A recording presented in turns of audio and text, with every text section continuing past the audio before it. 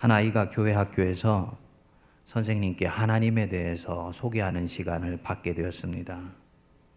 하나님은 자신의 말씀을 잘 듣는 사람에게는 상을 내리시고 자신의 말씀을 듣지 않는 사람에게는 벌을 내리신단다.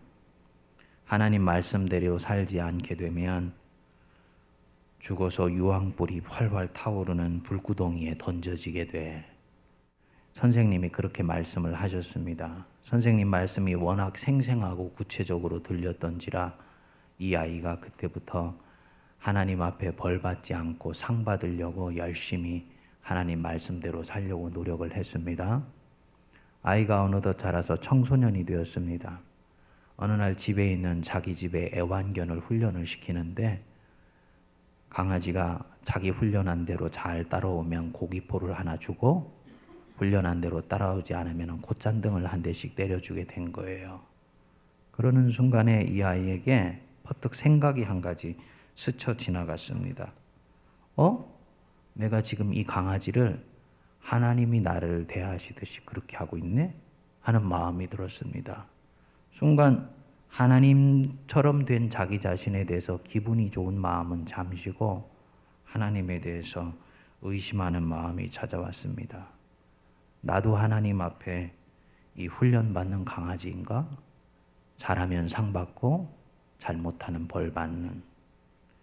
그때 이후에 이 청소년의 마음속에 하나님에 대한 마음이 점점 식어져 가게 되었습니다.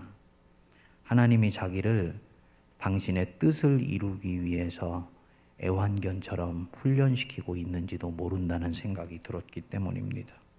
그러나 그는 하나님을 피해갈 수도 없었고 떠날 수도 없었고 자기 속에 일어나는 이런 솔직한 마음을 하나님께 내어놓을 엄두도 내지를 못했습니다. 하나님이 혹시 벌을 내리시면 어떻게 하는가 하는 마음이 들었기 때문입니다. 그러면서 이 아이의 신앙은 점점 식어가고 이 아이는 그렇지만 교회를 떠나지도 못하고 교회에 머물러 있지도 못하면서 교회의 언저리를 맴도는 그런 신앙인이 되어갔습니다. 여러분, 이 아이가 지금 무슨 문제를 가지고 있는 것입니까? 하나님에 대해서 잘못된 이미지를 갖고 있는 것이지요. 그러나 더 큰 문제가 있습니다. 여러분들 중에서도 아마 어렸을 때 교회 학교를 다니면서 선생님한테 지옥과 유황불에 대한 얘기를 들은 분들이 있을 거예요. 그렇지만은 정상적인 신앙을 가진 사람이라면 시간이 지나면서 그 하나님에 대한 이미지로부터 조금씩 벗어나기 시작합니다. 그런데 이 아이는 처음에 배웠던 하나님의 이미지, 하나님에 대한 표상에서 고정되어 버린 채 자기 인생에서 하나님을 끊임없이 풍성하게 경험하고 그 하나님을 새롭게 만날 수 있는 기회를 놓쳐버리게 된 것, 그것이 이 아이의 더욱더 큰 문제입니다. 요즘 교회를 다니는 젊은이들이나 성도들 중에서도 이런 사람들이 대단히 많이 있습니다. 자기가 하나님을 대단히 잘 알고 있다고 생각하면서 하나님은 이런 분이다 저런 분이다라고 말하지만 실제로는 잘못된 하나님의 표상, 하나님의 이미지에 고정되어 있는 사람. 오늘 우리가 읽은 성경 본문 말씀에 나오는 엘리야가 바로 그러한 사람이었습니다. 엘리야는 하나님에 대한 확신을 가지고 있었던 사람이에요. 그런데 그 하나님이 어느 순간부터인지 본인이 생각하고 본인이 기대하는 대로 움직여주지 않고 있다는 것을 알게 되었을 때 이 엘리야의 신앙이 뿌리채 흔들리게 되었습니다. 여러분, 사람마다 다 각자 자기가 만난 하나님이 있어요. 하나님이 여럿이라는 말이 아닙니다. 하나님은 한 분이십니다. 그렇지만 이 하나님은 영이시기 때문에 내 손에 다 잡히지 않고 인간의 제한된 감각 안에 다 들어오시는 분이 아니세요. 더군다나 성경에서 얘기하는 하나님은 우주를 만드신 하나님이에요. 즉 하나님으로부터 우주가 흘러나왔다는 얘기입니다. 무슨 말이냐? 하나님은 우주의 우주도 다 담을 수 없는 크고 광대하신 분이라는 거지요. 보이지도 않는데 크고 광대하신 분이기 때문에 유한한 인간이 하나님을 알았다, 하나님을 배웠다, 내가 하나님을 만났다, 주님이 나에게 이렇게 말씀하셨어 라고 말하는 모든 것들은 하나님의 크고 광대하신 모습 중에서 일부분을 만나고 보고 느끼고 나서 하는 얘기인 거예요. 이해가 되시죠? 그러면 이것은 무엇을 얘기를 하느냐면 하나님을 내가 전혀 모른다는 얘기가 아니고 하나님은 그렇게 경험한 모습을 통해서도 당신을 충분히 드러내 보여주십니다. 동시에 그렇게 만난 하나님이 내가 앞으로 만날 하나님의 전부가 아니라는 거지요. 남자와 여자가 결혼을 하고 난 뒤에도 부부가 서로를 알아가는 데는 수십 년의 시간이 걸립니다. 저 같은 경우는 우리 집사람을 6년 동안 데이트를 해서 만났거든요. 네? 6년 만에 결혼을 한 거예요. 그래서 저는 그 신방을 해가지고 우리 장로님들이나 교우들한테 데이트한 지 몇 년 만에 결혼을 하셨어요. 근데 어떤 분은 목사님 3개월 만에 했습니다. 이런 분 만나면 저는 눈이 휘둥그러져요. 어떻게 3개월 만에 모든 진도를 끝낼 수 있는가? 나는 6년이 걸렸는데 결혼할 때 제가 생각을 했습니다. 저는 우리 집사람에 대해서, 우리 사모에 대해서 그 사람의 성격이나 기질이나 좋아하는 음식이나 싫어하는 음식이나 내가 어떨 때 좋아하고 어떨 때 이 사람이 싫어하는지 다 안다고 생각했습니다. 그런데 결혼해 보니까 모르는 부분이 너무너무나 많은 거예요. 농담 반 진담 반으로 당신 나 속이고 결혼했지? 라고 얘기할 정도였어요. 근데 시간이 지나면서 알게 됐습니다. 아하, 인격이라는 것은 깊은 바다와 같아서 내가 그를 안다고 하지만 절대로 다 안 것이 아니었구나. 끊임없이 알아가는 과정입니다. 사람과 사람의 만남에서도 그런데 죄인된 인간이 크고 광대하신 하나님을 알아가는 과정들이야 여러분 얼마나 많은 부분들을 앞으로 우리가 하나님 앞에서 기대할 수 있고 기다릴 수가 있는 부분이겠습니까? 무슨 얘기냐면 이 성경에 나오는 하나님의 표상이 있어요. 우리가 하나님에 대해서 이렇다 저렇다고 얘기하는 하나님에 대한 상이 있습니다. 하나님은 나의 도움돌이 되신다. 하나님은 반석이 되신다. 하나님은 목자가 되신다. 하나님은 힘들고 어려울 때 나와 함께 하시는 임마누엘 하나님이시다. 하나님은 나의 영혼의 질병과 육체의 연약함을 고치시는 치유하시는 하나님이다. 하나님에 대한 수없이 많은 이름이 나오는데 그 이름은 하나님이라는 통합의 한 부분들을 띄어서 계속 경험한 부분들을 성경은 하나님은 이런 분이라고 소개하고 있는 부분이라는 것입니다. 따라서 내가 하나님을 만난다고 했을 때는 하나님이 이미 내가 만난 그 하나님 속에 고정되어 있지 않고 앞으로 내 인생의 과정 속에서 하나님은 끊임없이 내게 새로운 모습으로 다가올 것이며 그분은 나에게 자신의 새로운 모습을 비춰 보여주시기를 원하신다는 것 여러분 기억하시기 바랍니다. 절대로 그렇기 때문에 크리스찬은 성도는 나는 이미 하나님을 다 알았다고 얘기할 수 없는 거예요. 이 하나님을 이미 알았다고 말하는 순간 이 사람의 삶에 심각한 문제가 생기기 시작합니다. 오늘 바로 이 엘리야가 성경 본문에는 표면적으로 노골적으로 나오고 있지는 않지만 그 하나님을 알았다. 자기가 하나님을 이미 다 깨쳤다. 하나님은 이런 분이야 라고 표상 한 가지를 붙들고 씨름하다가 낭패를 당하는 장면을 보게 됩니다. 여기 여러분들이 보시면 10절 여러분 한번 보십시오. 엘리야가 알았던 하나님은 어떤 하나님이냐? 그가 대답하되 내가 어떤 하나님? 만군의 하나님 여호와께 열심히 유별하오니 엘리야가 알고 있는 하나님은요 만군의 하나님 여호와예요. The Lord Almighty. 전능하신 하나님 아버지입니다. 이 만군의 하나님 여호와라는 것은 이 히브리어로는 차베오트라 그래서 두 가지 뜻을 갖고 있습니다. 첫 번째로는 하나님은 당신이 만드신 피조물을 당신 뜻대로 움직이신다는 뜻이라고 합니다. 창세기 2장 1절에 천지와 만물이 다 이루니라 그렇게 나오는데 이 히브리어로는 하늘과 땅과 그 모든 군대가 다 이루니라 이렇게 나옵니다. 하나님이 만드신 피조물이 하나님의 군대라는 거예요. 즉 해, 달, 별, 불, 지진, 우박 이것이 하나님의 군대여서 지휘관 되시는 하나님이 필요한 경우에는 이 하나님이 만드신 이 만물을 당신의 필요를 위해서 당신을 위해서 싸우게 하신다라는 뜻입니다. 둘째로는 만군의 하나님 여호와는 군대를 이끌어 전쟁의 승리를 가져다 주시는 하나님, 전쟁을 일사불란하게 움직여서 그 하나님 따르는 자에게 마침내 승리를 가져다 주시는 하나님, 그게 만군의 하나님 여호와입니다. 그래서 자신의 군대인 불과 지진과 비바람으로 아합의 군대를 휴지 조각처럼 날려버릴 수 있을 수도 있고, 하나님이 불을 통해서 제단에 불벼락을 내리셔서 그 제단에 있는 송아지들을 태워버리시며 그 제단 주변에 있는 물도랑까지를 다 핥아버리실 수 있는 강력한 능력을 가진 분이다. 그게 이 엘리야가 만나고 경험했던 하나님입니다.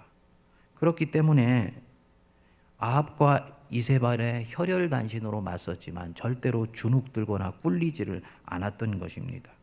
자, 그런데 이세벨이 이제 엘리야는 전쟁이 끝났다 생각하던 순간, 이제는 전쟁의 승리를 거뒀다고 생각한 순간에 자기를 죽이려고 달려드는 것을 보면서 이 엘리야가 아직 완전히 승리를 거두지 못하고 오히려 자기의 목숨이 위협에 빠지게 된 것을 알았던 것입니다. 그래서 도망합니다. 보십시오. 늘 승리를 가져다 주시는 하나님이었는데 영적 전투에서 져서 뒤로 나뒹굴어져 있는 거예요. 그래서 엘리야가 위에 보면은 고백을 합니다. 내 생명을 거두어 주옵소서. 나는 열조보다 낫지 못하나이다. 이 열왕기상 19장을 흔히 설교를 하면서 엘리야가 영적으로 소진했다, 혹은 너무나 많은 일을 하면서 완전히 번아웃 됐다라고 그렇게 설교하는 경우들이 왕왕 있는데, 이상하지요? 그렇게 번아웃 돼서 소진했으면 쉬면 되는 일이에요. 그런데 엘리야는 뭐라 그럽니까? 죽여달라고 얘기를 하는 것입니다. 이 사람의 내면 세계 안에 지금 무엇인가 더 심각한 문제가 일어났다는 얘기입니다. 단순히 쉬면 회복되는 그런 일이 아닌 일이 일어나게 된 것입니다. 무슨 말씀을 드리냐면, 지금 이 엘리야는 이때까지 자기가 믿어왔던, 자기가 만나왔던 그 하나님, 만군의 하나님은 이런 분이시라라고 생각을 했는데, 그 하나님을 믿는 것으로는 도대체 지금의 자기의 상황이 이해되거나 해석되지를 않는 거예요. 한 청년이 교회를 위해서 전심을 다해서 헌신하시고 하나님을 사랑했던 아버지가 갑작스러운 교통사고로 일찍 세상을 떠난 것을 목격하게 되었습니다. 목사님이 집을 신방을 했더니 청년이 그렇게 얘기를 했어요. 목사님, 하나님께서 저희 집안과 우리 아버지에게 행하신 처사를 저는 도대체 이해하거나 납득할 수가 없습니다.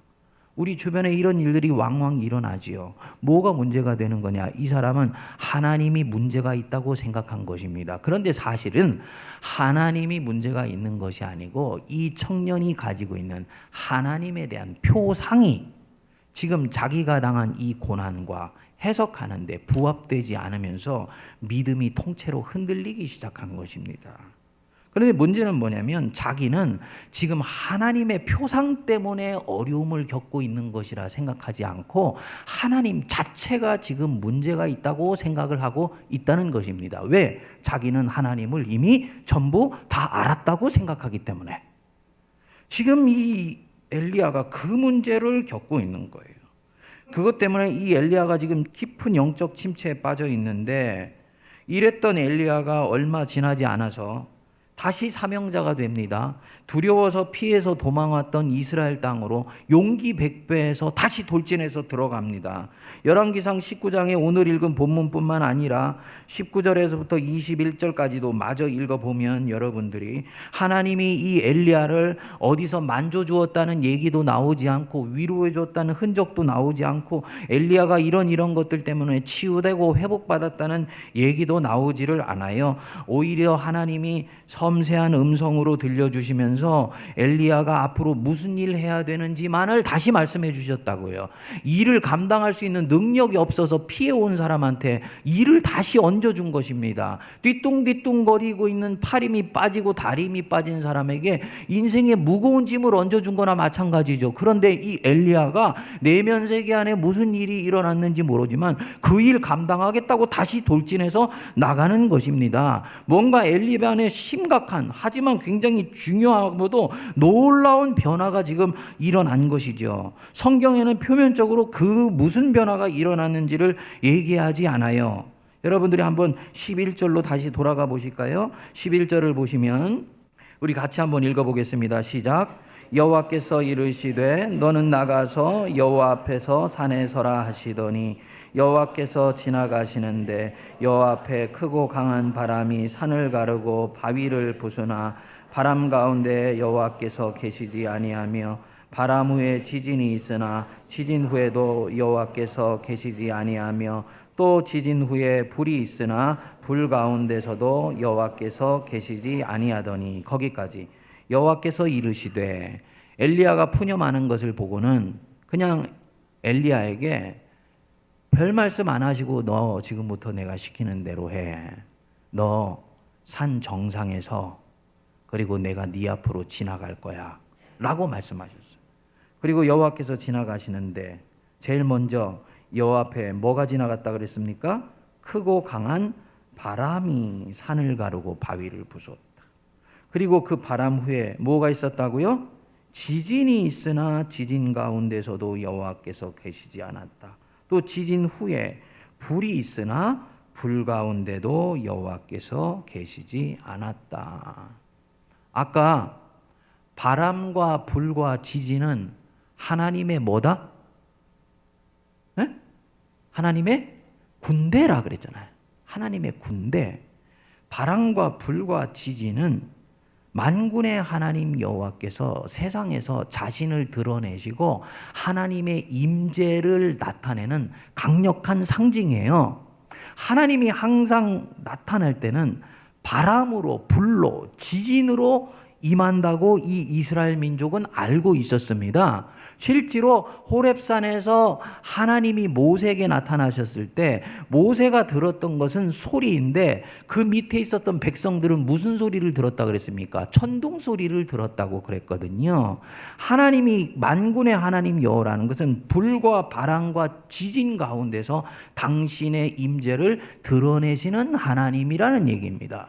그러니까 당연히 이런 이스라엘에 하나님이 어떻게 나타나시고 한 사람의 인생 가운데 치고 들어오시는지를 알고 있는 엘리야는 바람이 일어날 때 그 바람 속에 하나님을 기대했겠지요. 그런데 하나님이 없었던 거예요. 바람이 지나갔습니다. 지진이 왔습니다. 지진 속에 하나님이 계시겠지? 만군의 여호와 하나님이니까. 그런데 그 지진 속에도 없으셨다 그랬습니다. 마지막에 불이 나타났는데 하나님은 불로 임하시는 하나님이에요. 갈멜산에서 제단에 쌓여 있는 그 재물들을 불로 한꺼번에 태워버리시는 하나님이니까 그 만군의 하나님은 불 속에 임한다고 보았는데 불 속에서도 하나님이 나타나시지를 않았던 것입니다. 무슨 생각을 엘리야가 했을까요? 도대체 하나님, 당신이 만군의 하나님 여호와인데 바람 속에도 불 가운데도 지진 속에서도 계시지 아니하시면 내가 만난 만군의 하나님 여호와는 어디에 계신 것입니까? 물을 수밖에 없지 않습니까? 하나님을 찾았는데 자기가 생각하는 표상으로는 지금 하나님이 나타나지를 않은 것입니다. 이때 하나님이 어디에서 나타났습니까? 세미한 음성으로 나타났다고 그랬어요. 세미한 음성. 영어 성경으로는 gentle whisper 이렇게 나오는데요. 친절한 소리로, 상냥한 소리로 나타났다. 쓱 보고 지나가시면 안 돼요. 이때까지 선지자들에게 나타난 하나님 중에서 세밀한 소리 속에 당신을 집어넣어서 임재하셨던 적은 한 번도 없습니다. 하나님은 항상 강력한 권능과 함께만 나타나셨다고. 그런데 엘리야에게 처음으로 세미한 음성으로 나타나신 거예요. 엘리야가 무엇을 깨달았을까요?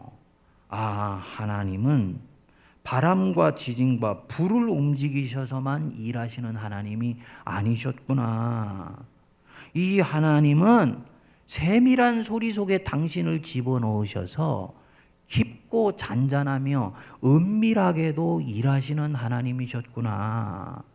나는 이세벨이 나를 죽이려고 하는 것을 보면서 하나님이 일하시지 않는다고 생각했고, 전쟁의 하나님이 이 순간에 전혀 나를 향해서 은혜를 베푸시지 않는다 생각했고, 그래서 내 인생은 꼬이고 파괴되고 실패했다고 생각해서 나뒹굴어졌었는데, 하나님은 은밀한 곳에서 깊은 강이 고요히 흐르듯이 하나님은 깊고 조용한 곳에서 잔잔하게 일하시는 하나님이셨구나. 하나님의 표상을 새롭게 경험한 것입니다. 마치 잔잔히 흐르는 강물 같은 그분이었던 거예요. 그래서 엘리야가 하나님의 음성을 새롭게 듣게 되죠. 18절 우리 같이 읽겠습니다. 시작. 그러나 내가 이스라엘 가운데 7,000명을 남기리니 다 바알에게 무릎을 꿇지 아니하고 다 바알에게 입맞추지 아니한 자니라. 여러분, 만군의 하나님 여호와만을 생각하면서 하나님 믿었던 엘리야가 7,000명을 이스라엘이라는 그런 어떤 거친 황토밭에 생명의 씨앗 뿌리듯이 뿌려놓으신 그 하나님의 흔적을 이전 같으면 찾을 수 있었을까요? 없었지요. 하나님이 일 안 하신다고 생각했겠지요. 우리가 보통 교회를 섬길 때 하나님이 일하시는 징표, 지금 하나님이 역사하셔. 여러분들은 어떻게 생각합니까? 찬양을 할 때 막 가슴이 뜨거워지고 온 교회 안에 열기가 가득하고 하나님을 향한 열망이 후끈 달아올 때 성령이 강력하게 임하셨다고 생각을 하잖아요. 그게 만군의 하나님 여호와의 표상이에요. 그 중에 한 사람이요, 그 떠들어대리는 소리를 뒤로 하고 잔잔히 나가서 교회 학교에 가서 한 아이를 붙들고 성경 한 구절을 읽어주며 그 아이들 속에 믿음을 심어주는 작업을 했습니다. 그리고 그 아이가 그때 그 선생님을 통해 만났던 하나님이 자기 안에서 커져서 나중에 30년, 40년이 지나고 난 뒤에 역사를 움직이는 사람이 됐던 거예요. 그 30년, 40년이 지나는 동안에 하나님은 없으신 것처럼 보였습니다. 역사의 수면 밑으로 깔아앉았던 것처럼 보였습니다. 그러나 하나님은 고요한 강처럼 자기 일을 묵묵히 해나가셨던 거예요. 보통 만군의 하나님 여호와의 표상에 갇혀 있으면 하나님이 그렇게 잔잔히 누구 속에서 고요히 일하는 모습을 보지 못해요. 내 속에서 잔잔히 다가오셔서 나에게 속삭하시면서 나의 양심을 움직이시고 내 선한 양심을 재촉하시면서 일하시는 것은 하나님이 일하시는 모습이라고 생각하지 않는 경우가 대단히 많이 있다는 거죠. 그리고 이 일은 너무나 자연스럽고 보이지 않게 일어나기 때문에 하나님이 진짜 나를 사랑하시는가? 라고 문들으며 의심을 하는 경우도 있습니다. 그래서 결국은 자기 자신의 삶이 심각한 문제에 봉착했다고 생각합니다. 자기 삶이 꼬였다고 생각합니다. 하나님이 없어져 버리셨거나 하나님은 안 계신 분이거나 하나님으로부터 지금 나는 내던져져 있다고 생각을 하는 거예요. 바로 이 엘리야가 그런 경우였습니다. 그러나 엘리야가 하나님이 새로운 모습을 만나게 되면서 자기의 삶은 사실은 꼬인 것이 아니고 자신이 하나님을 너무 단면적으로 알아왔다라는 것을 이때 깨닫게 된 것입니다. 자연히 자기가 보지 못했던 하나님의 모습을 보게 되면서 삶이 이해되기 시작한 거예요. 패배했다고 생각하는데 사실은 패배한 것이 아니고 하나님이 일하시고 있다는 것을 알게 되면서 하나님에 대한 믿음이 강철같이 다시 회복되고요.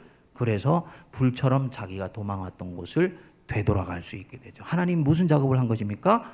만군의 하나님 여호와로부터 깊은 강처럼 고요히 흐르시면서 일하시는 하나님으로 하나님의 표상을 바꾸어 준 것입니다. 그랬더니 이 사람 속에 믿음이 회복되고 내면의 치유가 일어나면서 다시 인생을 한번 살아보고 싶은 열망이 일어나게 된 것입니다. 여러분, 삶은 절대로 단선적이지 않습니다. 한 사람 한 사람마다 삶이 조금씩 컬러가 다르고요. 이 삶은 단선적이지 않아서 마치 산에 계곡이 있고 능선이 있고 정상이 있듯이 인생에도 마디가 있고 국면이 있어요. 10대에는 10대 만나는 하나님이 있어요. 교회학교에서 선생님에게 듣는 하나님이 있고 20대는 20대 만나는 하나님이 따로 있습니다. 30대와 40대는 30대, 40대 만나는 하나님이 있고 노년에는 노년에 만나는 하나님이 있는 거예요. 그런데 흔히 신앙생활 하는 사람 보면 자기가 처음 만났던 하나님, 인격적으로 영접할 때 만났던 하나님, 자기에게 강력한 인상을 주었던 하나님에 대한 표상 속에 아까 그 아이처럼 딱 갇혀 있어서 내 삶의 국면은 새롭게 전개되고 있는데 그 새로운 국면 속에서 내게 찾아오시는 하나님을 새롭게 만나려고 하지를 아니하고 이전에 만났던 하나님의 표상을 자꾸 가져와서 그 하나님으로 이 삶을 돌파해 나가려고 하니 도대체 이 삶이 돌파도 되지 않을 뿐만 아니라 해석도 안 되는 거지요. 하나님이 내게 이렇게 하시는 처사를 나는 도대체 이해할 수가 없습니다. 그렇게 얘기하는 분이 여러분 계시다면 여러분, 그때 여러분이 갖고 있는 하나님은 하나님의 전부가 아니고 하나님의 뭐다? 표상이다. 그래서 하나님은 그 표상 속에 갇혀 있지 않아요. 저와 여러분들이 심호흡을 깊이 하고 마음을 평안히 하며 하나님은 어떤 경우가 있어도 나를 떠나지 않는다는 것을 믿으시고요. 이전에 가졌던 하나님의 표상을 잠시 옆으로 밀쳐놓고 하나님, 지금 내게 하나님이 새롭게 다가오시는 그 모습을 제가 보게 하시고 알게 하시고 그 하나님 새롭게 만날 수 있도록 도와주십시오. 기도하면 하나님이 내게 이 엘리야처럼 이전과 전혀 다른 모습으로 다가오셔서 지금 나의 삶을 들여다볼 수 있게 해주시고 해석할 수 있게 해주시고 이미 만들어진 길을 볼 수 있도록 도와주십니다. 그러니까 뭘 얘기를 하는 거냐면 저와 여러분들이 절대로 이전에 익숙했던 하나님에 대한 표상에 고정되어 있으면 아니 되는 거라는 거죠. 찬양과 경배가 왜 소중하냐면 찬양과 경배는 내게 성경 속에 특정한 몇몇 사람에게 고정되어 있었던 하나님에 대한 표상을 풍성하게 전달을 해줍니다. 그리고 그 찬양을 통해 내게 주는 하나님에 대한 이미지 전부가 내게 다 아멘으로 감격으로 반영되는 것은 아니에요. 그런데 그렇게 찬양을 하면서 하나님에 대한 이미지가 어떤 사람은 5개밖에 없는데 이 사람은 10개, 20개, 30개가 되잖아요. 그러면 그만큼 이 사람은 다양한 삶의 국면 속에서 하나님을 만날 수 있는 새로운 경로를 갖게 되면서 그것이 어느 순간인가 내 속에서 역사되기 시작을 합니다. 제가 30대 신학을 하면서 만났던 하나님은 깃발이 되시는 하나님이었습니다. 내 인생의 목표와 방향과 해야 될 일을 가르쳐 주시는 하나님. 너무너무 멋진 하나님이에요. 그것도 시간 속에 묻혀져 버리는 일이 아니고 영원까지 이어지는 이 일을 주시니까 얼마나 감격스러웠는지요. 근데 미국에 유학을 가서 40대 초반에 제가 넘어졌어요. 넘어졌는데 이상하게도 아무 일도 할 수가 없는 거예요. 손 하나 까딱을 할 수 없는 거예요. 항상 일이 있어서 행복했고 사역에 드라이브를 걸고 나가면서 삶의 보람을 느꼈던 사람이 아무 일을 할 수 없다는 것은 이것은 마치 사망신고와 같았습니다. 하나님한테 반복해서 물었지요. 하나님, 내가 지금 이 상황에서 도대체 무엇을 어떻게 해야 됩니까? 나에게 갈 길을 가르쳐 주시고 내가 만일에 새로운 길을 가야 된다면 새롭게 가야 되는 그 길의 방향을 하나님 가르쳐 주십시오. 반복해서 하나님께 물었어요. 왜냐? 내가 아는 하나님은 나에게 길을 가르쳐 주시는 하나님이니까. 그런데 어느 날 기도하는 중에 제 소리였는지 아니면 성령의 소리였는지 내면에서 소리가 하나 들려왔습니다. 너는 나 하나로 만족할 수 없니? 찬양 속에서 자주 나온 얘기죠. 여호와 하나님 한 분만으로 만족할 수 있는 것. 저는 그 하나님 한 분만으로 만족한다는 것은 그건 신앙이 성립되지 않는 부분이라고 생각을 했습니다. 무슨 얘기야? 하나님은 역사를 움직이시고 교회를 변혁시키시고 한 사람의 인생을 통째로 바꾸셔서 하나님을 위해서 온전히 자기 인생을 불태우게 하시는 하나님이신데, 제게 하나님은 운동하시는 하나님이었어요. 그 하나님이 당신 하나만으로 아무것도 하지 않고 만족하라니, 하나님 지금 저하고 데이트하자는 거예요? 그런데 그게 하나님이 원하는 거였습니다. 아무것도 하지 않아도 그분 한 분만으로, 그분과 함께 사귀고 교제하고 같이 손붙잡고 있는 것만으로 내 영혼이 만족할 수 있는 바로 그 신앙. 즉, 당신으로 하여금 내가 당신을 사랑하기를 원하시는 하나님. 처음으로 40대 그 하나님을 만난 거예요. 그런데 성경으로 들어가 봤더니 사실은 이것이 신앙의 출발점이더라고요. 저는 돌아온 것이라는 것을 알게 되었어요. 하나님과 교제하고 사귀는 것이 얼마나 인생에 중요한 것인지, 그분과 아무것도 하지 않고도 행복할 수 있는 사람이에요. 하나님의 일을 할 때도 누구의 시선과 스포트라이트와 각광을 받지 않아도 그 일하는 것 자체, 하나님이 내게 그 일 주셨다는 그 자체로 만족할 수 있는 진정한 하나님의 사람이 돼요.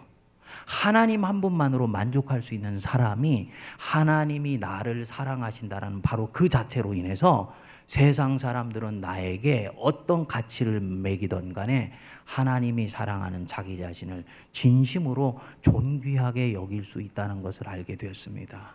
무슨 말씀을 드리는 거냐? 이전의 표상이 어떤 순간에는 전혀 지금의 삶을 돌파해 나가는데 걸림돌이 된다라는 것들을 그때 제가 알게 됐던 거죠. 사랑하는 여러분, 익숙했던 하나님의 표상이 있다면 거기에 머물러 있으면 안 됩니다. 여러분들이 예배를 드리는데 감격이 없다. 찬양을 하는데 그 찬양의 가사가 내 가슴 속에 부딪혀 오지를 않는다. 성경을 읽는데 내가 도대체 어렸을 때부터 이 성경을 몇 번이나 읽어왔는데 또 이 성경 붙들고 있는 거야. 이 사람은 이미 이전에 가졌던 하나님의 표상 속에 딱 갇혀 있는 사람입니다. 당연히 옛 표상에 갇혀 있기 때문에 하나님에 대한 새로운 기대가 없습니다. 하나님이 뭔가 자기에게 새 것을 행하실 수 있다고 이 사람은 생각하지 않아요. 당연히 이 사람은 대단히 교만한 사람입니다. 왜? 하나님을 다 알았다고 생각하고 있기 때문에. 우리 주님이 이사야를 통해서 분명히 말씀하셨습니다. 너희는 이전 일을 기억하지 말며 옛전 일을 생각하지 말라. 보라, 새 일을 행하리니 이제 나타낼 것이라. 이전 하나님 기억하지 마십시오. 옛적에 만났던 하나님에 갇혀 있지 마십시오. 하나님은 오늘도 여러분과 제 인생 속에 치고 들어오셔서 크고 놀랍고 새로운 일들을 행해 나가시기를 원하세요. 그리고 그 하나님에게 여러분들이 엘리야처럼 잠깐만 스치고 지나가면요, 여러분들이 가지고 있는 모든 무기력함과 모든 나약함과 삶에 대해서 소망 없이 바라보는 그 흐려져 있는 눈빛들이 회복되면서 하나님을 향해서, 그분의 나라를 향해서 후끈 달아오르는 엄청난 소망의 사람으로 여러분들이 빚어져 있는 것을 보게 될 거예요. 하나님이 이렇게 다가오시기를 원하시는데 우리는 끊임없이 하나님을 다른 곳에서 찾고 있었다. 이때까지 하나님을 동쪽에서 만나왔기 때문에 여전히 삶의 국면은 달라졌는데도 계속 동쪽에서 찾으려고 하니까 하나님을 못 만나지요. 삶의 국면이 달라지면, 스테이지가 달라지면, 내 환경이 달라지면 하나님은 동쪽에서 찾는 게 아니라 이제는 서쪽에서, 남쪽에서 새롭게 찾아야 되는 것입니다. 우리가 그 하나님 새롭게 찾으실 수 있게 되기를 바랍니다. 하나님을 새로운 마음으로 기대하고 나가세요. 그래서 주님, 어제 만났던 하나님에 저는 만족하지 않습니다. 주님은 오늘 내게 새로운 낯빛으로 다가오셔서 나를 새롭게 감동시키시고 내 인생 속에 새 일을 행하실 줄 믿습니다. 그렇게 나갈 때 하나님 살아계셔서 여러분들에게 말씀해 주시고 그분의 낯빛을 새롭게 보여주시며 나를 새롭게 쓰시기 시작하실 것입니다.